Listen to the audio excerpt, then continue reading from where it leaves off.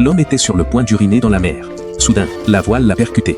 Heureusement, il a réagi sur le champ. Il a agrippé la rambarde à 2 mains. Le yacht filait à toute allure.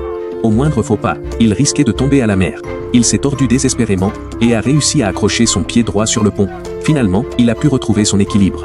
Il est revenu sur le pont en rampant. Il n'osait plus uriner là. L'homme s'est rué vers les toilettes dans la cabine. Mais lorsqu'il a voulu sortir, la porte s'est soudainement refermée toute seule. Il avait beau tourner la poignée, la porte restait complètement immobile. Il était complètement déboussolé.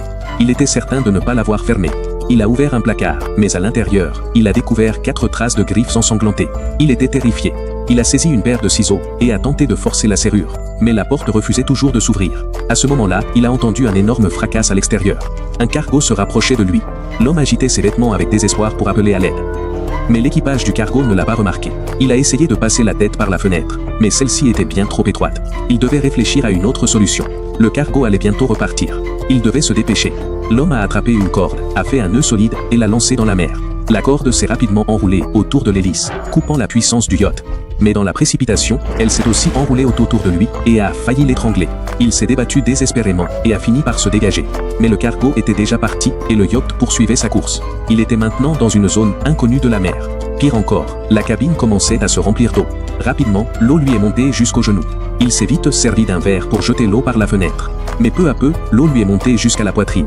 Il s'est précipité de nouveau vers la porte, essayant encore de la forcer. Mais la porte semblait soudée. Il avait beau s'acharner, elle ne bougeait pas d'un pouce. Alors qu'il était sur le point de perdre tout espoir, la serrure a finalement cédé. Il a tourné la serrure et a poussé doucement. Et il a pu s'échapper de la cabine. Lorsqu'il a atteint le pont, tout cela lui semblait encore irréel. Une fois calmé, il a immédiatement sorti un sac gonflable, ramassé la porte brisée de la cabine, et les a attachés ensemble pour fabriquer un radeau de fortune. Il envisageait de quitter ce yacht étrange, mais en voyant le yacht deck luxueux, il n'arrivait pas à s'en détacher. Après un moment d'hésitation, il est retourné sur le yacht, mais dès le lendemain matin, la porte de sa cabine refusait à nouveau de s'ouvrir.